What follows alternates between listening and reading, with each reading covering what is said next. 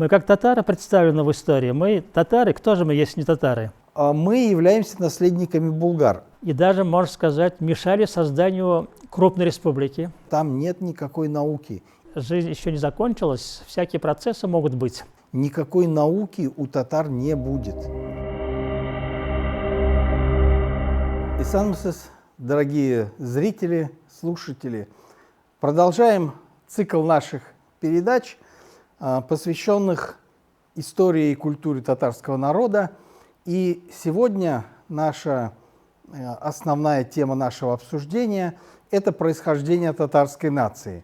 Мы полагаем, что эта тема одна из самых главных, важных системообразующих, особенно в свете сегодняшнего дня, когда есть люди, которые хотят не только сломать это единство, но и подорвать сами истоки, представить татарскую нацию как никогда не существовавшую и тем более не существующую сейчас. Но стоит их, конечно, разочаровать.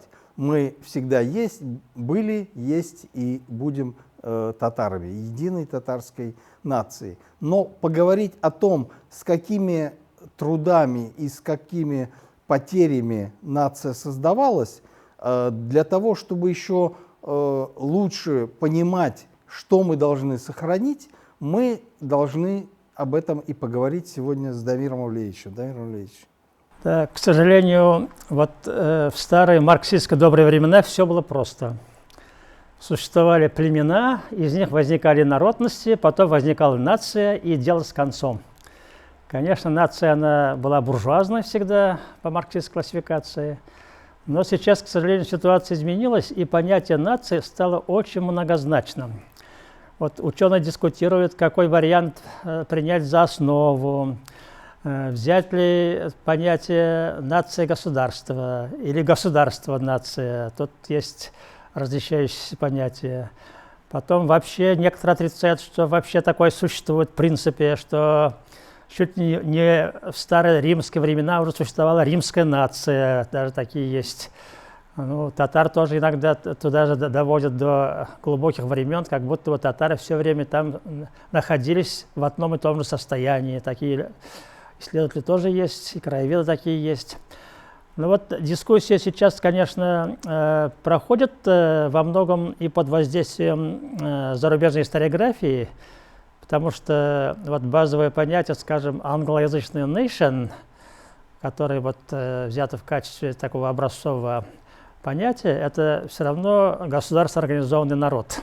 Тут есть такой аспект, от этого никуда уйти невозможно. Конечно, вот для татар, которые не обладают самостоятельным государственным образованием, хотя у них автономия есть, может быть, такое понятие не очень подходит, но все равно татары тоже являются государственно организованным народом. И мы признаны Российской Конституцией, потому что Российская Конституция утверждает, что есть фактически внутренние нации, которые вот как автономии существуют. И поэтому нас просто так списать невозможно, хотя желающие точно есть нас списать. И с другой стороны, у нас есть история, вот, которую отменить нельзя. И я, как ученый, давно занимавшийся этими проблемами, могу утверждать, что татарская нация рождалась в течение длительного времени, можно сказать, в муках. Потому что татары, как после второй половины XVI века оказались фактически в колониальной зависимости, они вот постепенно из этого состояния начали превращаться в некий новый социальный организм. Это заняло длительный период. Поэтому мы начатки формирования татарской нации обнаруживаем уже в XVIII веке. Я даже в свое время вот термин ввел. Первый этап – мусульманская нация. Об этом некоторые другие татарские ученые тоже писали. Вот Хабуддинов писал о том, что нация Оренбургского духовного управления – это примерно то же самое на самом деле. И, да, ну это миллят, да, на самом деле миллят. И это, в общем-то, достаточно плавно соединяется с средневековыми реалиями, где исламский фактор был очень силен. Но, тем не менее, вот татары прошли несколько этапов в своем развитии. Вот начинали как мусульманский миллят, мусульманская нация. Потом начались этнокультурные процессы. Многие, кстати, наши недоброжелатели вот не хотят видеть содержание этнокультурных процессов. Я вот утверждаю, есть конкретные доказательства, что татары в XIX веке, начиная с XIX века, сделали огромную культурную революцию фактически. Да, они реформацию провели и целый ряд других изменений, и из-за этого у нас культурный облик изменился. Да, когда мы говорим о XVIII веке и начальном этапе формирования татарской нации, мы должны особенно подчеркнуть две особенности. Есть мнение, что XVIII век – это как раз время, когда произошел раскол, и какая-то единая мусульманская нация или единая какая-то общность раскололись на целый ряд образований, и что это потом привело к образованию наций. На самом деле все как раз с точностью да наоборот. Пожалуй, в XVIII веке произошло небывалое, редкое объединение тюрко-мусульманского населения России. Прежде всего, это связано с социальным фактором. Надо помнить, что во время реформ Петра I произошло практически полное деклассирование татарского дворянства. То есть, если до этого служилые татары еще сохраняли элементы своих сословных привилегий, то Петр I однозначно и без всякого снисхождения полностью их отменил, превратив татар практически в крестьянское сословие. Ну, в некоторых местах, как городских жителей, как Казань, они превратились в мещан. И тем самым произошло слияние вот этого самого социального слоя аристократии с общей народной массой, в то время как до этого никакого такого единства не было. Почему здесь этот момент очень важен, и он принципиально важен? Вот если мы посмотрим на Белоруссию XVIII и даже XIX века, то увидим, что все эти радзивиллы, сапеги, они не причисляли себя, не было никакой белорусской нации, они называли себя литвинами. И когда говорили, что значит, это литвины, это именно было такое военнослужилое сословие, в то время как основное население, и православные, евреи, понятно, они отличались и бытом, и религиозной принадлежностью, а вот основное славяноязычное население, оно вообще никак себя не идентифицировало. Вплоть до 30-х годов в составе Речи Посполитой во время переписи это население записывало себя как тутейшие, то есть здешние. То есть там 30% населения, которое обозначало себя тутейшие. То есть у них спрашивали, вы кто? Мы местные. Никакого другого самосознания. Это модель, которая работает практически во всех нациях. То есть вот то, что мы называем этническим самосознанием, этнической идентичностью, обладает только аристократия. И у татар произошло смешение вот это.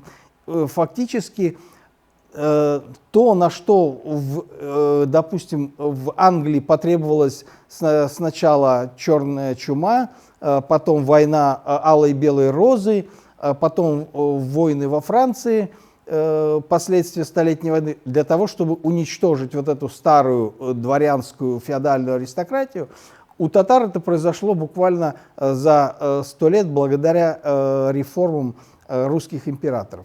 И второй момент. Именно в это время происходит и определенное реформирование ислама. Вот Дамир Валерьевич совершенно правильно сказал. Я думаю, что мы еще специально об этом поговорим. Дело в том, что все страны, которые переживали период преднационального развития, они претерпели некоторую религиозную реформацию. В Англии это была, ну, так называемая пресвитерианская революция. Во Франции страна прошла через период гражданских войн католиков с гугенотами и практически полным изгнанием гугенотов из Франции. В Швейцарии должен был сначала победить кальвинизм. Ну, в Германии сначала прошла Великая крестьянская революция, восстание, потом 30-летняя война. И все это то же самое закончилось образованием целого ряда княжеств, в которых утвердились свои или протестантские, или католические верования, религиозные, ну, установилась церковь определенного толка христианства. В России этого не произошло. Даже, собственно говоря, раскольничество и раскол, который произошел в XVII веке, не стал религиозным реформаторством. Наоборот, царская власть подмяла под себя религию и фактически тем самым законсервировала ее состояние, не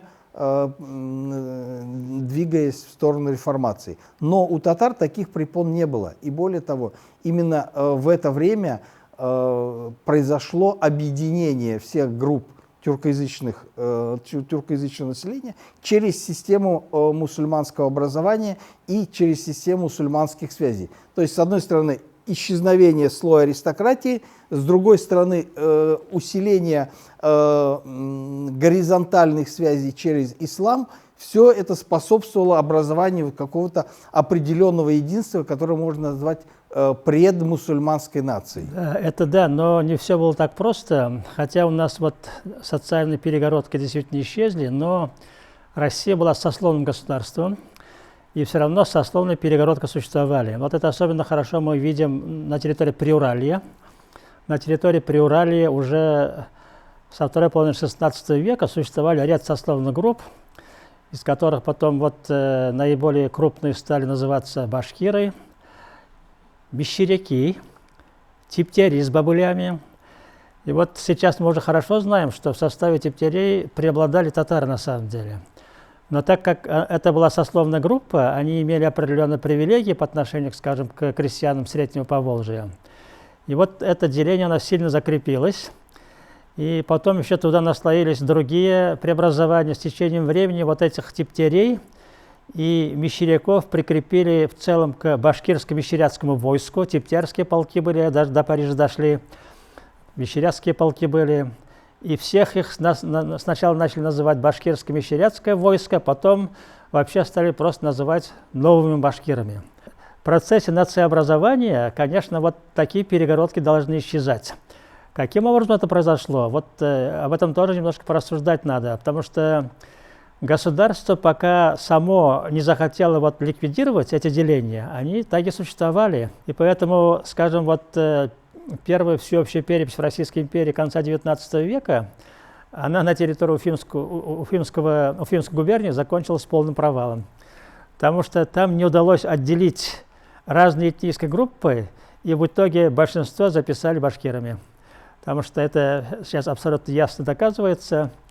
У них из-за того, что они принадлежали к сословию этому, они стали и этнически башкирами, их язык тоже оказался башкирским определен, что совершенно ошибочно было. Но вот разделить не удалось. И поэтому это уже вся эта операция, она произошла только в советский период, когда были вот такие сословные деления ликвидированы. Вот об этом необходимо помнить. Конечно, у нас были и конфессиональные границы. Вот, скажем, группа татар-кряшин. Она же давно сформировалась, сразу после падения Казанского ханства начала формироваться. И потом в XVIII веке еще одно крещение было. И вот в результате татары-кряшины от массы татар-мусульман отделились. У них возникло собственное конфессиональное самосознание, хотя язык прекрасно татарский у них, и культура во многом татарская, но своеобразие тоже появилось из-за православия. И вот когда начинается процесс, характерный для национального этапа развития, когда культурная однородность начинает возникать, Здесь надо понимать, что вот многие процессы, они были связаны как раз с развитием самого общества. Вот, например, татары же все время учились в конфессиональных школах, других не было просто татар. Они содержали сами эти школы. И вот с течением времени, особенно начиная со второй половины XIX века, в конфессиональных школах тоже пришли реформы, джадидистские формы образования возникли. В этих конфессиональных школах татары начали изучать и геометрию, и математику, и историю. А язык преподавания все больше стал с арабского переходить на татарский язык. На старотатарский сначала, потом на обновленный татарский. А так как это была целая масса, очень большая масса школ, и Оренбургское духовное управление тоже начало заниматься образовательными делами. В том числе уже в конце XIX века обсуждали вопрос, как язык реформировать, чтобы он был приспособлен под преподавание, как арабскую графику лучше приспособить. И на этом же фоне развивались такие культурные процессы новые. Скажем, постепенно начинает возникать татарская пресса. Первая возникла в Крыму, Тарджиман, в 1883 году еще. А с началом Первой русской революции целая группа татарских газет и журналов начали издаваться. Больше 100. Да. Ну, это в целом единовременно до 20 газет и журналов выходили. Во всех крупных городах они издавались. Конечно, для издания газет нужен литературный язык.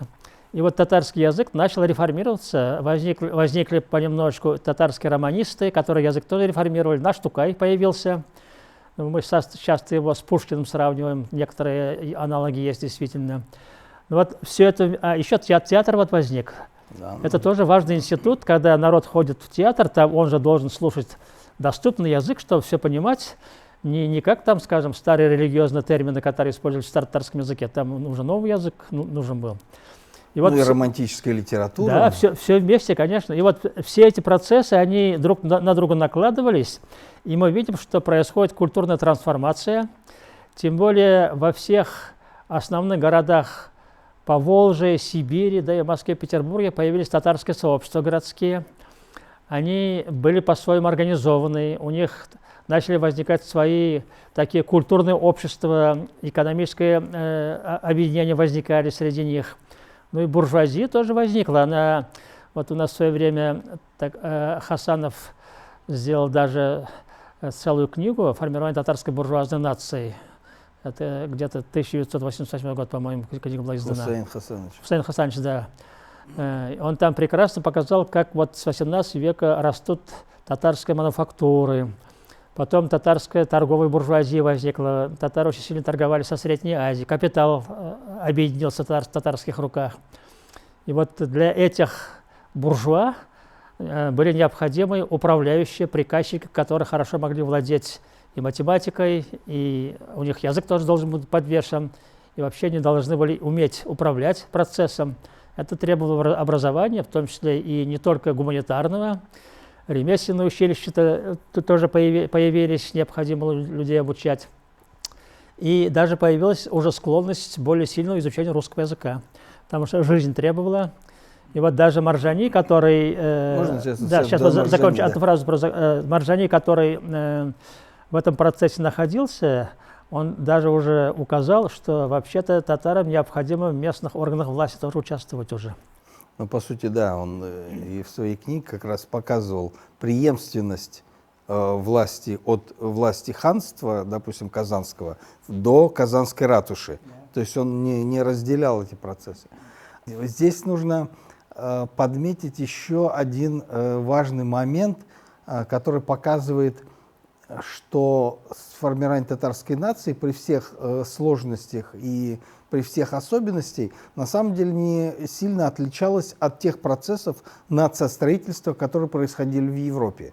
Просто не будет не совсем правильно сравнивать развитие татарской нации, например, с английской или с французской. Мы были похожи на восточноевропейские нации, вот так точно можно сказать. Допустим, чешская, венгерская. Но в науке утвердилось название для этих обществ как общество с неполной социальной структурой. То есть это, допустим, то же самое чешская нация, которая, попав под власть Священной Римской империи, а потом под власть империи Габсбургов, оказалась без вот своей той же самой аристократии славянской, чешской. И формирование нации у них шло не тем путем, как, допустим, в Англии. И этапы этого пути тоже, поэтому чешские исследователи так намечали, как сначала появляется некий круг, который можно назвать будителями нации, которые начинают развивать пропаганду, писать об истории, писать об идентичности, показывать отличия, собственно, чехов от немцев, показывать истоки нации. Через систему образования вот эти идеи проникают вглубь. И следующий этап, когда эти самые идеи проникают через средства массовой информации или другие источники информационных потоков и завладевают значительной частью уже населения. Вот примерно то же как раз произошло и у татар, то, что Дамир Валерьевич сказал. Но здесь необходимо еще отметить, что вот этап будительства, он был связан не сразу с с победой татар. То есть вот нельзя говорить, что они все были татарами, поэтому и татарская нация возникла. На самом деле именно из-за того, что эта нация, объединение было прежде всего мусульманским, то вот переход к национальной идентичности был осложнен некоторыми старыми аллюзиями и дискуссиями определенными. Дело в том, что в конце XVIII века вот формирование вот этой нации привело к созданию определенного направления в историографии, видимо, в общественной мысли, которое можно назвать булгаристским. Это прежде всего труды Таджиддина Елчигула, Муслими, Амирхана, которые, привлекая разные легенды, не совсем даже понятные, откуда многие легенды Таджиддин Елчигул брал и использовал, то ли действительно у него были какие-то свои источники знаний, то ли он их выискивал в восточных источниках, то ли какие-то смутные предания доходили. Но тем не менее, суть их была в том, что мы являемся наследниками булгар. В этом он продолжал традицию, которая зародилась еще, очевидно, в начале, в конце 17-го, начале 18 века, так называемое, можно сказать, как такое мессианское, миллинаристское движение священного Булгара, восстановление священного града Булгара. Еще Мулла Мурат и Батырша говорили об этом. Суть этого движения в том, что то, что мы потерпели поражение, и то, что мы свою государственность утратили и перешли под власть иноверцев, связано с тем, что не в том, что нас завоевали, а просто из-за того, что наша вера оказалась не такой крепкой. И для того, чтобы вернуть нам свое государство, свою идентичность, нужно не бороться с этим государством, а укреплять свою веру. И вот эта вот крепость веры должна была потом возродиться в виде такого Божьего града, где все будет гармонично, социально справедливо, и все в один момент наступит такая революция социальная. Надо сказать, что вот эти миллинаристские культы, миллинаристские движения, они не новость.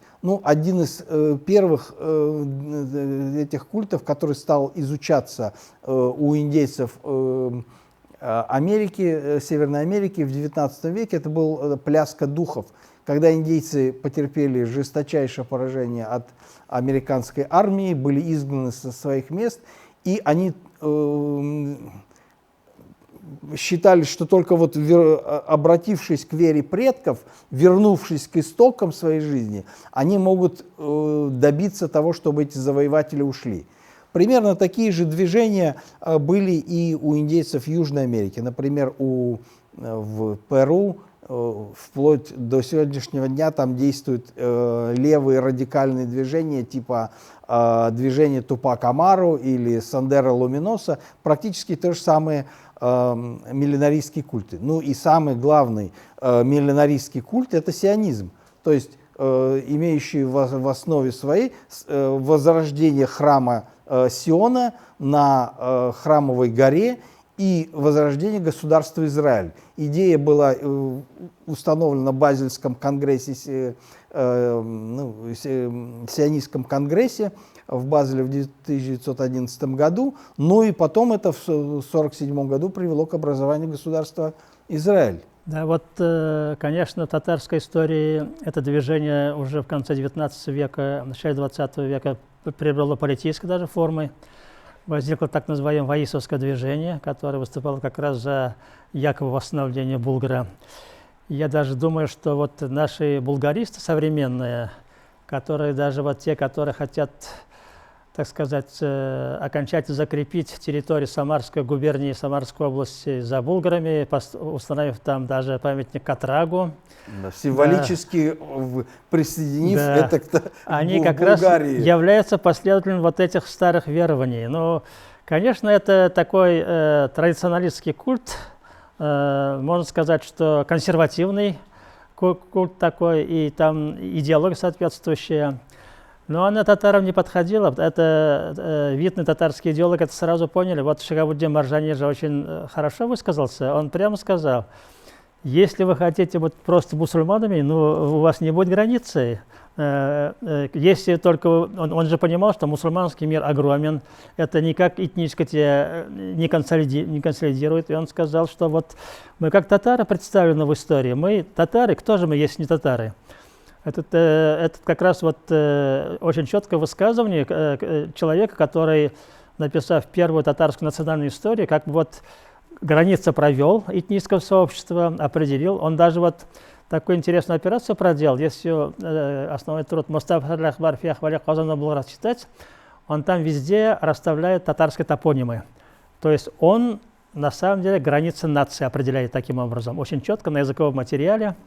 Да, и вот это на самом деле... шире, чем границы просто Булгарии. Да, конечно, конечно. И не кончаются они в Самарской области, как южные границы татарской нации. Ну, конечно, нет. Маржани же фактически написал про историю всех татарских ханств. Про Золотую Орду тоже написал. То есть он понимал, что граница на самом деле от Дуная до Алтая, поэтому очень четко он все это обрисовал. И вот эти, конечно, идеи, которые существовали, в глазах общества, они реально присутствовали. Некоторые даже достаточно видные татарские ученые как-то подпали под влияние булгаризма. Вот Реза Фахриддин фактически стал таким достаточно ярым булгаристом. Но он, конечно, как мусульманский деятель подходил к проблеме. Он через ислам все время выходил на проблему Булгара. Но, видимо, вот и косвенное влияние вот таких трудов разных и взглядов тоже на него существовало. Но зато вот если Реза Фахриддина напоследок читать, интересно, у него можно высказывание найти. Вот в 1925 году, когда он уже был муфтием, он написал письмо в Уфимский горисполком тогдашний, и это было обращение к молодым таким государственным партийным работникам, и он там перечислил впервые, кого он включает в татарскую нацию. Так он считал представителей татарской нации не только типтерей, мишарей, но и башкир, внимание, других татар тоже включал. То есть в это время еще в головах татарских идеологов вот не было такого четкого этнического разграничения. Потому что ситуация в самом Приурале была такова, что вот на северо-западе Приуралия, это современный северо-западный Башкортостан, восток Татарстана, там были очень этнически смешанные регионы, и там только на сословиях держалось различие. Вот как только сословные границы пали, там уже невозможно было определить, кто татарин, кто башкирт. Там полное слияние произошло. И этот вопрос, он до сих пор существует, он вот истоки там находятся. И поэтому, когда татарская буржуазная нация вначале сформировалась, они же, идеологи, начали говорить о том, что вот необходимо сейчас Россию федерализовать. они одновременно с выступлением против самодержавия хотели из России сделать республику, состоящую из ряда территорий федеральных, ну, можно сравнить с немецкими или американскими штатами, там, скажем, такой же подход был. И когда вот возникла фактически политический проект возник штаты Идель-Урал после 17 года, после революции, то там вот отчетливо видно, что в основе вот этого штата, хотя он предполагался многонациональный, на самом деле лежит вот такое тюрко-мусульманское сообщество. И там даже этот штат, хотя и хотели сделать в виде конкретной территории, но в варианте Конституции там даже сибирские татары прикреплены к этой национальной культурной автономии. Потому что уже тогда сибирские татары считались составной частью вот этого тюрко-мусульманского сообщества. И там язык литературный, который должен был на этом пространстве функционировать, тюрки, он как раз был фактически вот литературной формой татарского языка того времени. То есть вот это формирование постепенное такого единого культурного поля, которое подкреплялось многими такими конкретными механизмами. Я уже сказал, там и средства массовой информации работали на татарском языке, и театр работал там, и вообще учебный процесс шел, да. Вот это само поле сформировалось культурно. И вот на этой основе фактически была попытка это как-то превратить в политическую форму образования. Там, когда проект штата Идель-Урал не состоялся, большевики предложили проект Татарско-Башкирской республики. Я думаю, что если бы не было гражданской войны, может быть, даже удалось бы реализовать этот проект. Потому что он был достаточно такой обдуманный, здравая мысль была, потому что большинство там говорило на одном или близком языке. И поэтому это можно было бы сделать. Но, к сожалению, вот это не состоялось у нас. Вот недавно у нас вышла книжка такая, хорошая книжка. Это Институт истории постарался с уфимскими учеными. И здесь вот приведены целый ряд документов, которые показывают, что формирование современного Татарстана и Башкортостана был далеко не простой процесс. Центральные власти советские активно участвовали в этом процессе и даже, можно сказать, мешали созданию крупной республики. Я думаю, даже Сталином специальная операция была проделана для того, чтобы Уфимская губерния, которая вначале осталась вне Татарстана и вне Башкортостана, Уфимская губерния не была присоединена к Татарстану. Это специальная операция была.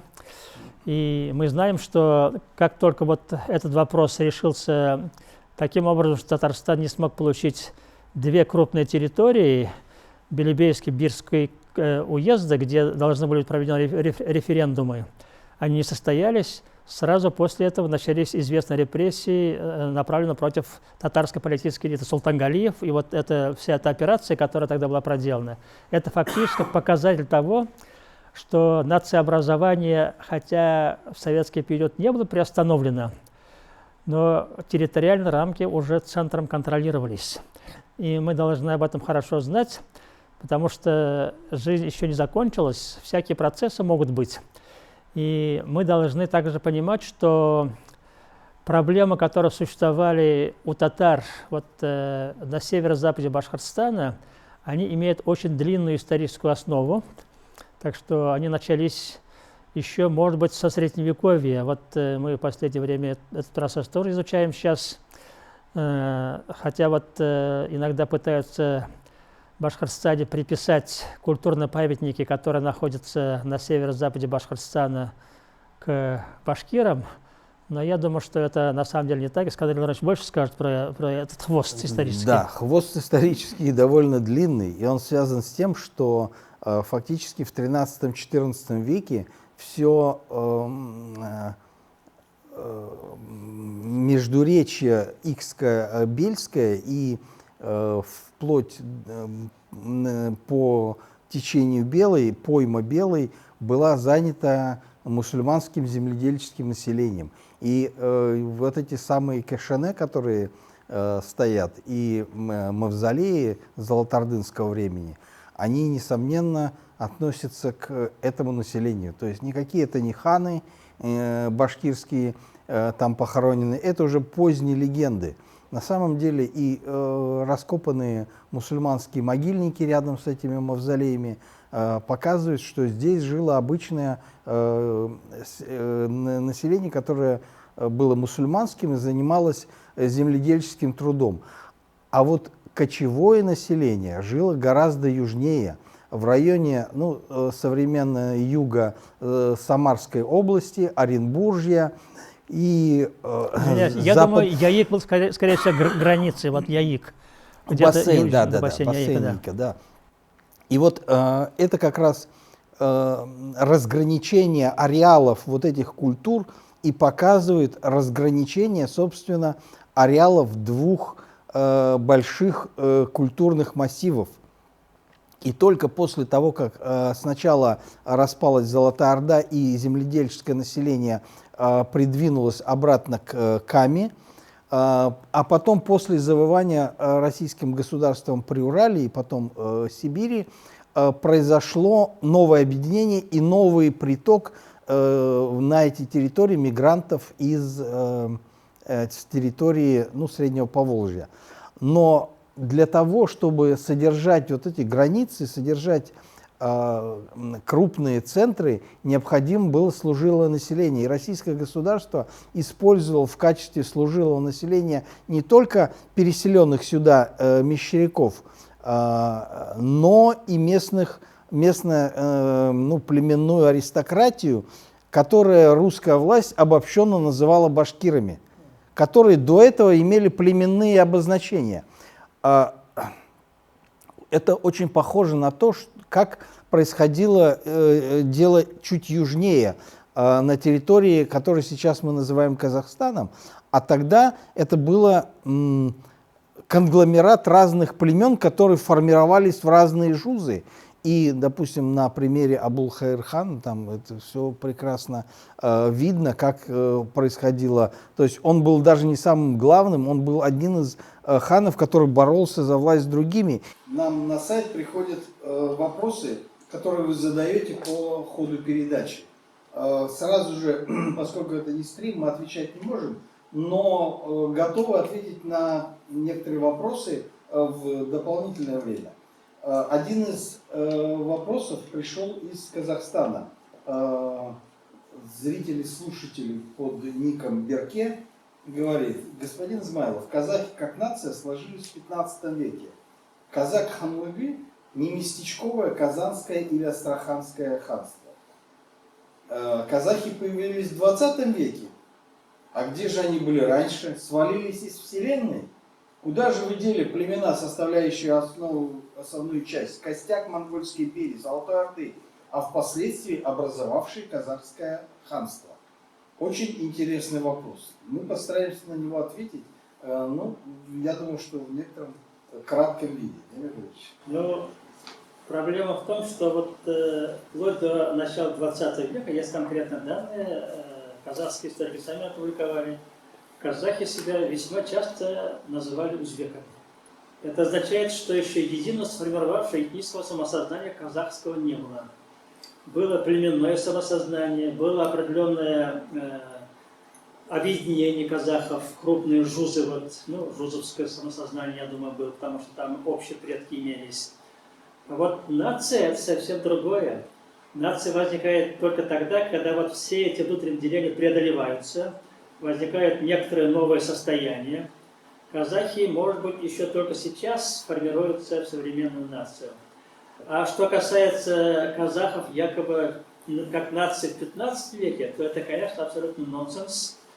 Тогда был определенный набор племен, которые были прикреплены к определенным группам чингизидов, как сказать, к своей правящей элите. И у них была вот такая лояльность, так сказать, семейно-корпоративная. Но это характерная черта для средневековых сообществ. Но когда начинаешь смотреть внутрь этого, там возникает совершенно интересная картина. Вот обычно все говорят, что в казахском ханстве население жило земледелием и было оседлым. А я думаю, что часть татар казанского ханства продолжала кочевать на южных рубежах Казанского ханства. И они были достаточно далеки, эти южные рубежи. Я думаю, что где-то в бассейне реки Яик. Потому что вот мы видим некоторые племенные группы, которые в Казанском ханстве господствуют, например, племя Аргын, как раз на южных рубежах Казанского ханства. Потом они оказались в составе казахов. И сейчас ты, если спросишь представителя племени Аргын, кто это, конечно, он гордо заявит «я казах». Но это произошло позже, а вот в те времена, в Средневековье, когда еще не было такой национальной консолидации, там этническое самосознание совершенно по-другому устраивалось. Поэтому для национального этапа развития характерно вот преодоление всех этих местечковых, сословных черт, даже конфессиональных.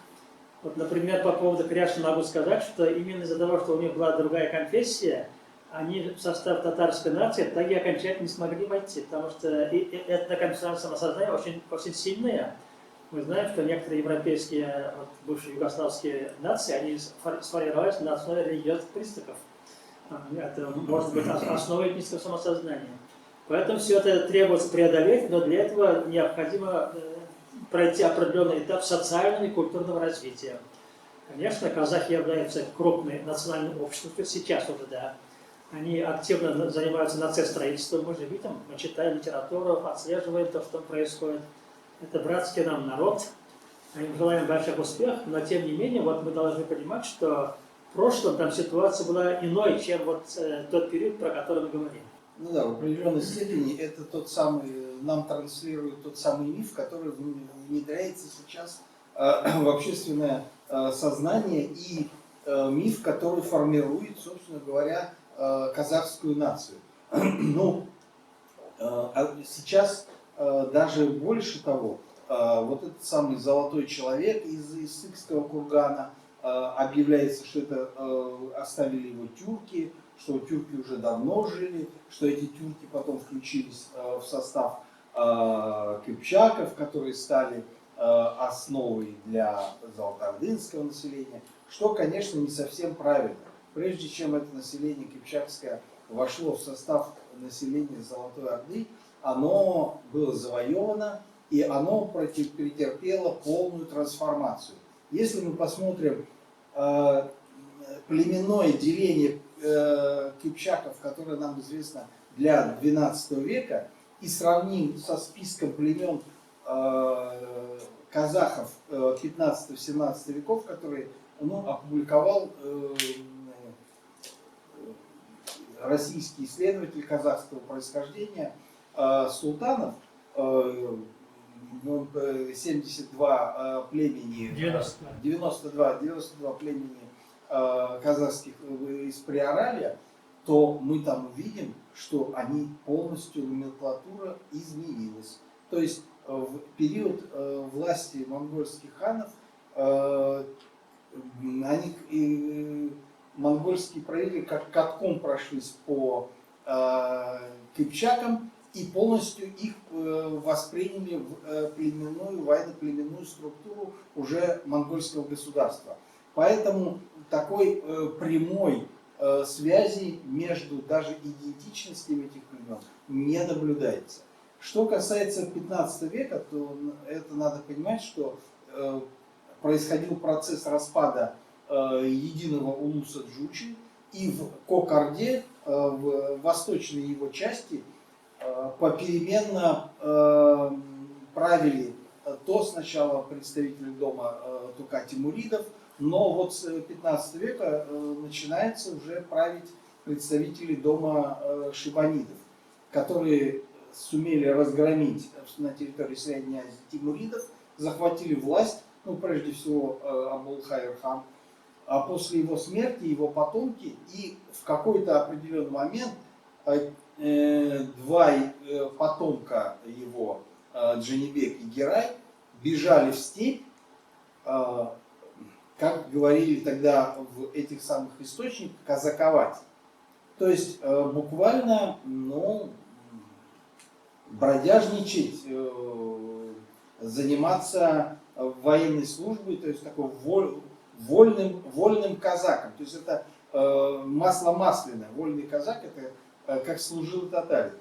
И соответствующим образом они сформировали определенное объединение, которое потом было разгромлено уже джунгарами, но при этом сумела создать такую структуру, которая после распада уже государства джунгаров сумела создать и свои системы джузов.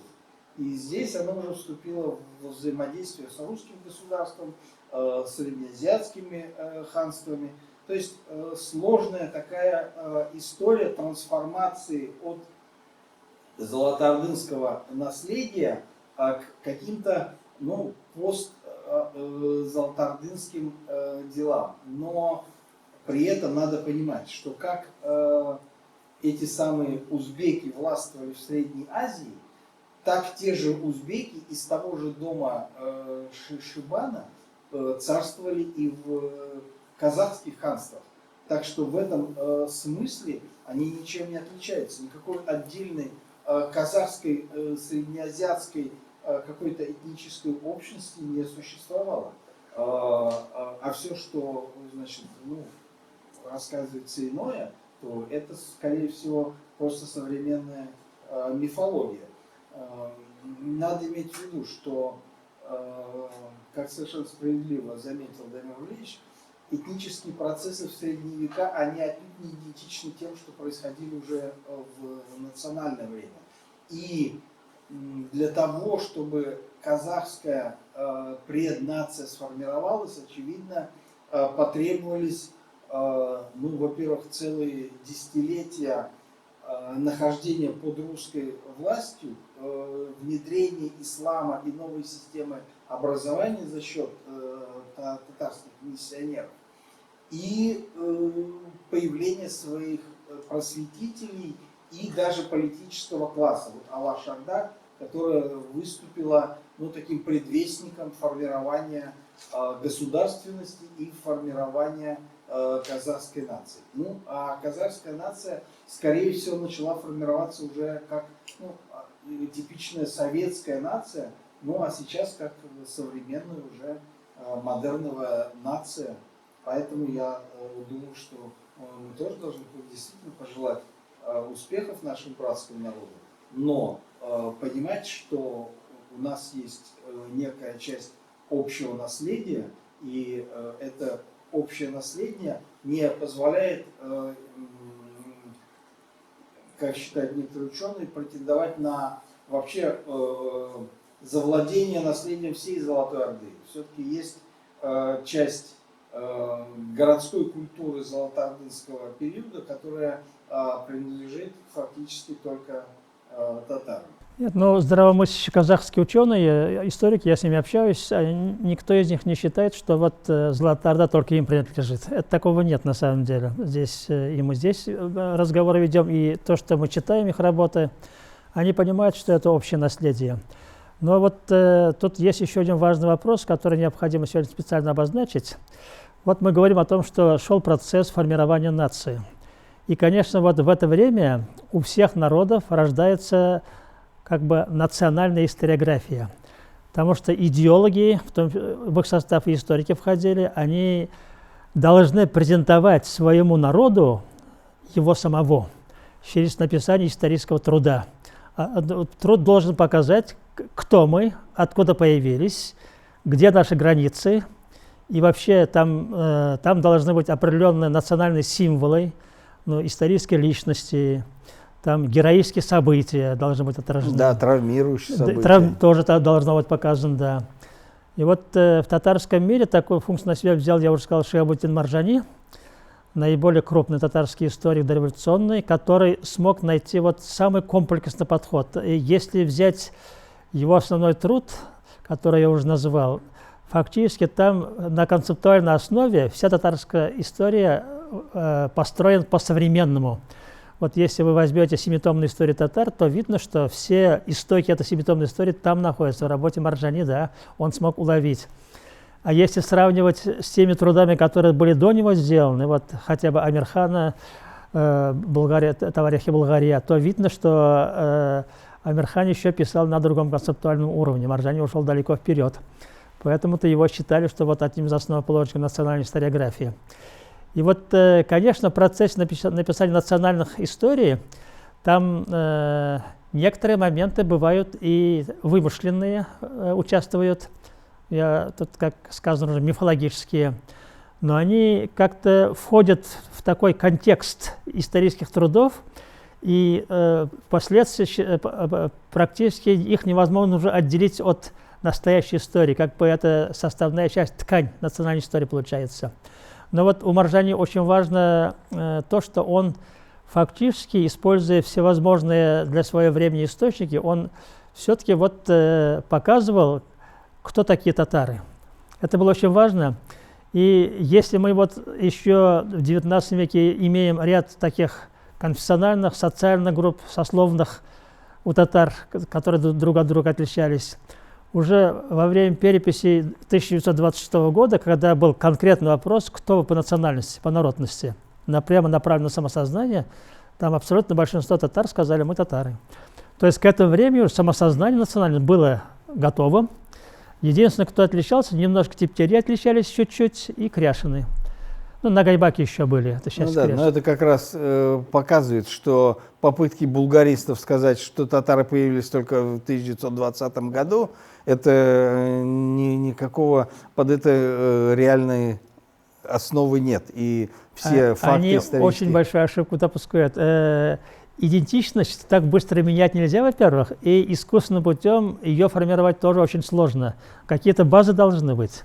Ну да, то, что для формирования нации необходима определенная мифология, но это подмечал еще и один из основоположников современного представления о нации, Эрнст Ренан, который говорил, что нация должна многое вспомнить и многое забыть. И при этом говорил, что нация – и это ежедневный референдум. И вот это ключевые фразы. То есть востребованность. И показывает, что вот забыть и вспомнить – это как раз категории не… речь не идет о человеческой памяти, речь идет о коллективной памяти народа, которая выражена в том числе и в исторических трудах. Ну, примерно в этом же ключе как раз и говорил об этом Макс Вебер в своей труде о формировании нации. Он точно так же говорил, что это большие общности людей, которые объединены в том числе и в определенной степени вымышленной историей. Это не значит, что сами нации являются вымышленные. Опыт показывает, что при всем богатстве и возможности конструирования пределы этого конструирования очень четко очерчены. То есть попытки сформировать просто какую-то нацию, они очень часто терпят неудачу. Ну, например, в Австро-Венгрии одно время пытались немецко-венгерскую нацию сформировать.